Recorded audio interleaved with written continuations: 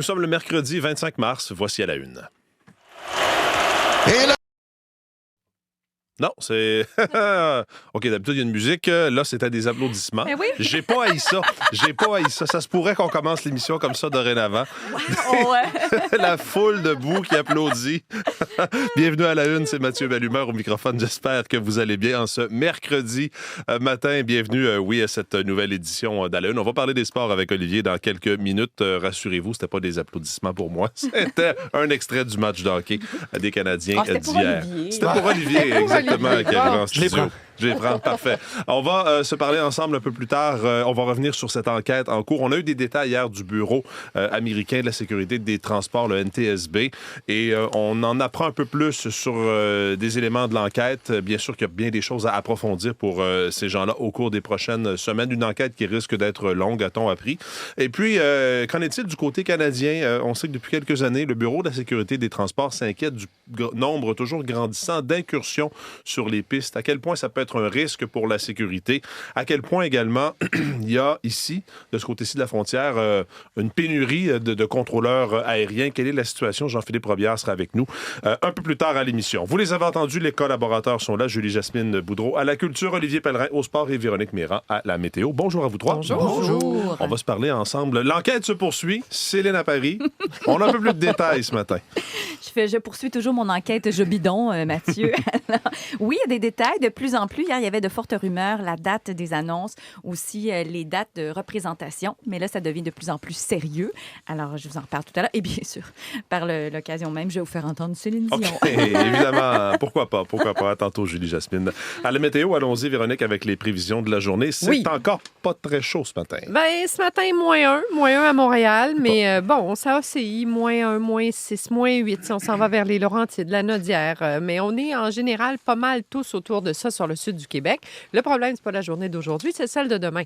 Alors, aujourd'hui, ça va. On voit même le soleil une partie de la journée. Bon. Ça s'ennuage tranquillement cet après-midi surtout. Les températures entre -2 et 2 degrés, donc comparable un peu à ce qu'on a vécu hier comme journée. Le système qui arrive pour jeudi, ben, il n'a pas changé d'idée. Il arrivera toujours. Donc, ça commencera fin de nuit ou très tôt demain matin. Des précipitations qui tomberont sous forme de neige. Essentiellement, je pense au secteur plus au nord, là, l'Abitibi, les Laurentides, tout ce qui est au nord de Québec, le Saguenay, le Lac-Saint-Jean, la réserve faunique des Laurentides, bordée de neige à venir de ce côté. Les régions plus au sud, oui, ça commencera en neige, mais il n'y en aura pas énormément.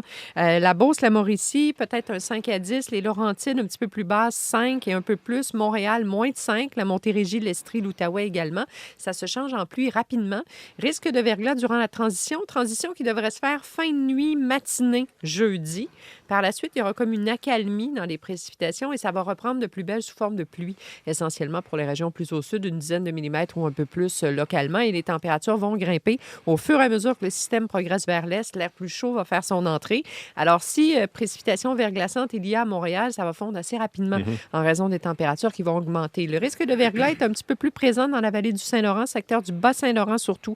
Jeudi après-midi, ce sera à surveiller de ce côté. Mais d'ici là, les températures sont agréables et on voit un petit peu de soleil aujourd'hui. Du côté de l'Abitibi, la neige va commencer cet après-midi. Alors, on est parti là, jusqu'à vendredi, la quinzaine de centimètres et plus. Il y a des modèles qui mettent entre 15 et 20 environ. Saguenay-Lac-Saint-Jean, Bas-Saint-Laurent, ça se dégagera graduellement cet après-midi. C'est encore venteux dans l'est du Québec ce matin. Des flocons vers la Gaspésie, la Côte-Nord, des éclaircies à venir cet après-midi. Les températures, -8, -10 quand même. L'est du Québec, c'est froid aujourd'hui. La neige commencera au cours de la nuit prochaine ou encore demain matin. Et là aussi, les accumulations seront assez importantes, la quinzaine de centimètres et plus. En territoire ontarien, on a un peu de neige sur la portion nord récente, -5 centimètres en général. Température près de zéro, c'est assez fondant. Vers Toronto, Windsor, plutôt beau temps. La douzaine de degrés aujourd'hui pour Windsor. Et à Ottawa, ben, ça s'ennuagera aussi. Flocons fondants, limite pluie au cours de la nuit prochaine avec un risque de bruine verglaçante. L'ouest, c'est assez calme. Pluie ou neige fondante dans le secteur de Vancouver. Assez hivernal dans les prairies. Ciel variable, flocons ici et là et température à la baisse. On aura du temps plus froid, surtout demain. Aujourd'hui, on est près du point de congélation ou légèrement en dessous. Merci, Véronique. Bonne journée. Bonne journée. Et la première étoile, the first star, Jakub Davesh! Le gardien du Canadien de Montréal, première étoile du match d'hier, il a repoussé 41 tirs, Olivier, dans une victoire des Canadiens de Montréal face aux Hurricanes. Ça a été toute une rencontre pour Jacob Dobèche. Il semble peut-être se profiler un gardien numéro 1 maintenant jusqu'à la fin de cette saison, quoiqu'il y a un beau duo qui se dessine avec Jacob Dobèche et Jacob Fowler qui pourrait justement être ce duo du Canadien jusqu'à la fin de la saison parce qu'ils offrent quand même une belle chance de remporter des matchs aux Canadiens de Montréal et ça a été le cas hier. Ça a tenu en grande partie grâce à Jacob Dobèche. Vous l'avez dit, 41 tirs, 41 arrêts dans le match d'hier pour permettre aux Canadiens d'aller décrocher cette victoire de 5-2 face aux Hurricanes de la Caroline, première dans l'Est, qui en première période était partout sur la patinoire, a fait beaucoup souffrir le Canadien, a marqué très rapidement 2 buts dans le match pour imposer un rythme qu'a eu de la difficulté, que le Canadien a eu de la difficulté à maintenir. Olivier Kapanen a quand même réduit l'écart avant la fin des 20 premières minutes de jeu, puis il y a un Canadien de Montréal qui s'est repris tranquillement avec ses gros canons qui ont produit et qui ont permis comme ça aux tricolores de pouvoir espérer remporter ce match et justement décrocher cette victoire. Donc Cole Caulfield, Juraj Slafkovský ont trouvé le fond du filet. Donc ça, c'est le premier trio qui continue à produire. Ivan Demidov qui est allé aussi d'un échappé et d'une feinte assez extraordinaire pour battre Anderson, le gardien de la Caroline, puis Jake Evans qui a marqué dans un filet désert. C'est un peu le portrait du match d'hier. Un match qui a été dominé au chapitre des tirs, au chapitre des chances de marquer aussi par les Hurricanes, mais le Canadien a tenu bon. Le gardien, Jacob Dobèche, a donné une victoire aux Canadiens hier et ça, je pense que ça fait du bien dans une année où on s'est posé beaucoup de questions quant au travail des gardiens de but. Donc voilà pour le match d'hier, une victoire importante. Et puis oui, Jacob Dobèche, ça a été lui la star de la soirée, première étoile du match d'hier. Puis Martin Saint-Louis était très satisfait de son travail. Je trouve qu'il joue gros, confiant. Mais il a été excellent, surtout avec notre début de match. Il a fait des gros arrêts. Tu regardes les lancers tentés, c'est une équipe qui lance de partout puis ça crée beaucoup de chaos. Faut que tu sois alerte. Puis il l'était. Très combatif devant son filet. 23e victoire pour lui cette saison, 34 départs. Pas une vilaine fiche quand même pour le jeune gardien qui s'impose de plus en plus chez le tricolore. Donc, ça a été une soirée importante pour le Canadien parce qu'il y avait énormément d'adversaires qui étaient en action hier, des adversaires directs, des rivaux directs du Canadien pour cette course aux séries éliminatoires. Parmi les équipes qui ont réussi leur pari hier, les Sénateurs d'Ottawa qui ont vaincu les Red Wings de Détroit 3-2, ce qui permet donc aux Sénateurs de s'inviter dans le bal justement du printemps. Il y a aussi les Blue Jackets de Columbus qui refusent de perdre. C'est une équipe vraiment en feu présentement. Les Blue Jackets qui ont vaincu les Flyers de Philadelphie 3-2. Pour celles qui ont offert un coup de pouce aux Canadiens, les Bruins de Boston ont perdu 4-2 contre ces Maple Leafs qui, eux, ont peut-être eu un certain regain de vie hier.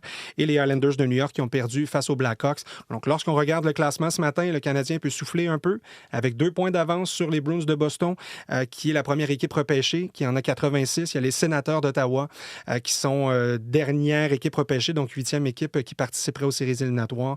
Donc, le Canadien a quand même bien fait son travail. Reste justement à affronter les Blue Jackets demain.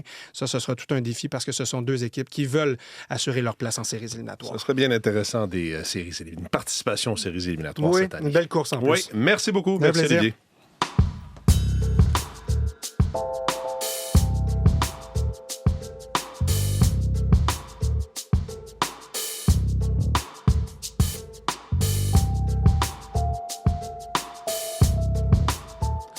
À la une des différents quotidiens de ce matin, continuons dans le milieu sportif. Le Globe and Mail fait sa une avec un comité qui demande une refonte en profondeur du système sportif pour lutter contre les abus. Il y avait un comité créé en 2024 à la suite de plusieurs éléments qui avaient éclaboussé le monde du sport. On parle notamment d'agression de la part d'entraîneurs. Eh bien, le rapport de la commission présente 98 recommandations. On en parle dans le Globe and Mail de ce matin, puis on dit que le système sportif canadien est miné par les abus et a besoin d'une urgente refonte. C'est ce que dit une ancienne juge en chef qui a donc dirigé cette commission-là à la suite d'une crise de sécurité dans le sport. Parmi les 98 recommandations, on recommande donc la création d'une société d'État chargée de superviser le sport et l'activité physique à l'échelle du pays, du niveau local jusque dans les plus hauts niveaux. La mise en place aussi d'un registre pour les personnes faisant l'objet de sanctions disciplinaires pour mieux tenir responsables les contrevenants. On lit dans le rapport que les mauvais traitements dans le sport sont répandus et persistent dans toutes les juridictions et dans tous les niveaux. Donc vraiment un rapport coup de poing. Vous pourrez lire le résumé ce matin en une du Globe and Mail. Dans la presse plus, violence dans les écoles, les filles plus ciblées qu'avant, apprend-on. La santé publique d'ailleurs qui sonne sonne l'alarme. Article de Léa Carrier dans la presse, la santé publique de Montréal qui s'inquiète de la violence dans les écoles. Après une tendance historique à la baisse, de nouvelles données montrent que cette violence, particulièrement à l'égard des filles, est en augmentation. Les données le confirment. Une violence en augmentation. La proportion d'élèves disant vivre de la violence a atteint 41 en 2022-2023. Ce sont les derniers chiffres disponibles contre 36 en 2016-2017. Et donc, des données qui ont été collectées à partir de questionnaires remplis quand même par 5800 élèves. Et les données montrent évidemment une hausse chez les filles en 2022 de la violence contre les filles. En 2022-2023, 38 d'entre elles ont déclaré vivre de la violence. C'est une augmentation assez importante par rapport à 2010-2011. On était autour de 31 Donc, les données des réactions aussi à lire dans la presse de ce matin. En une du Devoir, on revient sur le projet de loi 20 déposé à l'Assemblée nationale. C'est un projet de loi qui vise à revoir le mode de fonctionnement, notamment des coops d'habitation. Ni riches ni pauvres, des locataires veulent rester dans leur coopérative. Des locataires qui redoutent de perdre leur place en coopérative d'habitation en raison de ce projet de loi de Québec qui estime qu'il y a certaines personnes qui demeurent dans les coops qui ont des revenus trop élevés pour bénéficier d'un tel logement abordable. Selon les regroupements qui s'opposent à ce projet de loi, ça fait partie de l'ADN des coops d'habitation d'avoir cette mixité sociale dans les coops. Donc, vous retrouverez ça en une du Devoir de ce matin. Des vacances qui virent au drame, tué pour son scooter, titre le Journal de Montréal et le Journal de Québec qui nous raconte l'histoire d'un Québécois de 19 ans qui était en vacances en République dominicaine et qui a été tué lundi à Puerto Plata. Donc, un jeune de 19 ans qui vient de la région de Lanaudière et selon toute vraisemblable, témoignage de son frère recueilli par le Journal de Montréal. Selon donc ce qu'il dit au journal, il aurait été victime d'une tentative de vol de son scooter et il y a un coup de feu qui est parti et l'adolescent ou le jeune homme a été abattu. Histoire à lire dans le Journal de Montréal et dans le Journal de Québec. Je termine avec le site de Radio-Canada qui nous parle d'un parcours de 900 km pour obtenir un avortement. C'est une dame de la Gaspésie, une jeune femme de la Gaspésie qui voulait avoir une interruption de grossesse parce qu'il y a eu un problème majeur. Elle était enceinte, mais le fœtus n'avait pas de cerveau. Après avoir encaissé le choc, Pierre-Alexandre Bolduc nous raconte qu'elle veut donc obtenir un avortement. En Gaspésie, il y en a une fois par semaine, mais elle était à 12 semaines. Il y avait une certaine urgence. Elle a dû se rendre jusqu'à Montréal, payer donc la chambre d'hôtel, l'avion et tout pour elle et son conjoint afin de vivre cette interruption de grossesse. Donc 900 km, son histoire et la situation qui est bien racontée sur le site de Radio-Canada ce matin.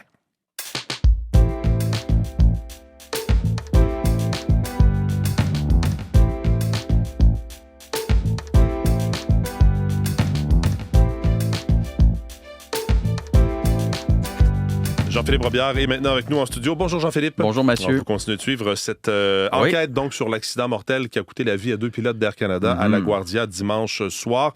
On a eu certaines informations, des précisions concernant cette collision hier. En tout cas, les autorités américaines qui croient que c'est une série d'erreurs finalement qui a coûté la vie à ces 2 pilotes. Oui, effectivement. Donc, selon le Bureau national de la sécurité des transports, il y a eu vraiment toute une série d'erreurs qui pourraient avoir mené à cet accident. C'est ce qui ressort de l'enquête préliminaire, là, des recherches qui ont été effectuées jusqu'à présent. La présidente du bureau, Jennifer Romendy, c'est elle là, qui a fait le point hier. Je l'invite à écouter un extrait de son point de presse. Là. There were 2 people in the cab, 2 people in the tower cab at the time of collision. Alors, Jennifer Romendy qui affirme, Mathieu, qu'il y avait 2 contrôleurs en poste dans la tour de contrôle au moment de l'accident et que ça, semble-t-il que c'est une pratique standard, c'est commun selon elle aux États-Unis. On a aussi également appris lors de ce point de presse que le camion de pompiers qui a causé l'accident, Mathieu, n'avait pas de transpondeur. Et ça fait en sorte qu'il était invisible sur les radars de la tour de contrôle. Donc, le contrôleur aérien ne pouvait pas le voir, ne pouvait pas voir qu'il s'approchait de la piste et donc de l'avion qui venait tout juste d'atterrir. La présidente du Bureau national de la sécurité des transports des États-Unis et qui a également fait une mise en garde hier, Mathieu, qui a dit qu'il ne fallait pas montrer du doigt trop rapidement les contrôleurs aériens parce que selon elle, quand il y a un accident dans le secteur de l'aviation, ben c'est parce qu'il y a eu beaucoup de choses, selon elle, qui ont mal tourné. Donc, l'enquête, bien sûr, qui va se poursuivre aujourd'hui.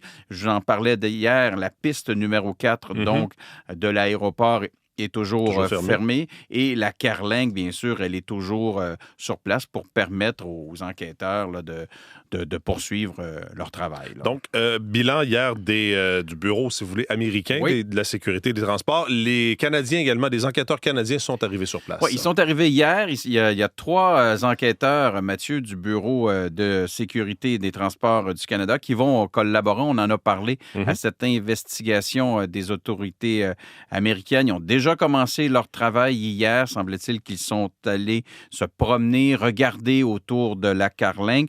J'ai également parlé au président du Bureau de sécurité des transports, c'est Yohan Marié, qui me dit un peu ce que vont faire les 3 enquêteurs canadiens.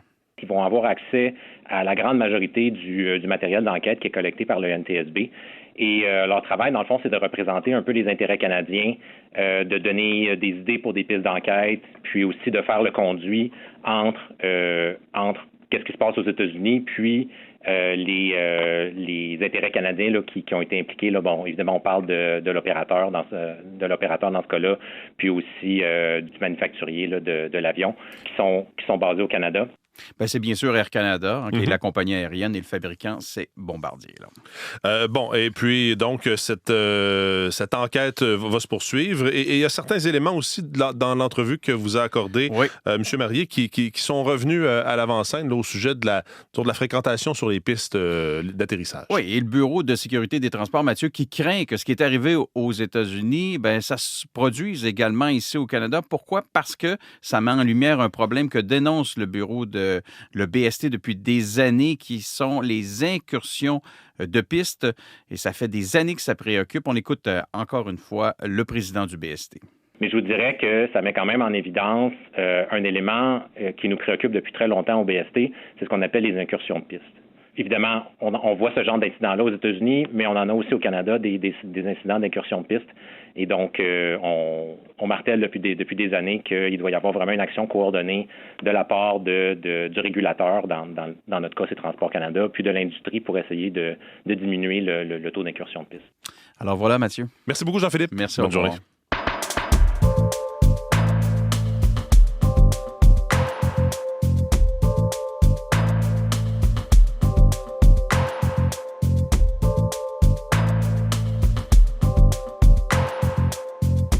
Julie-Jasmine Boudreau se joint à nous maintenant. Bon, rebonjour Julie-Jasmine. On va parler de Julien Lacroix qui quitte l'humour. C'est ce qu'on apprend dans le Journal de Montréal de ce matin. C'est un texte de Sophie Durocher, donc une chronique où elle dit qu'il en ferait l'annonce aujourd'hui sur ses réseaux sociaux. Il est épuisé physiquement et mentalement de tous les événements qu'il a vécu durant les dernières semaines.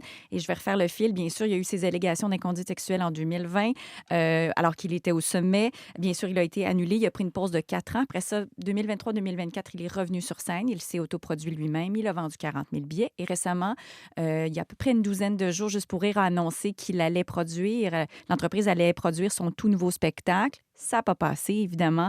Il y a eu une vague d'indignation et donc le lendemain, Juste pour rire a fait marche arrière. Et donc, Sophie Durocher raconte que Julien Lacroix était sur scène vendredi dernier au Vieux Clocher de Magog et après 1 heure, en larmes, il a annoncé au public qu'il quittait donc le milieu de l'humour en raison, évidemment, des difficultés rencontrées et qu'il souhaite finalement protéger sa famille là, dans toute cette situation. Peut-être donc des développements aujourd'hui de sa part officiellement. Donc, vous pourrez lire l'article de Sophie Durocher ou la chronique dans le Journal de Montréal, Journal de Québec.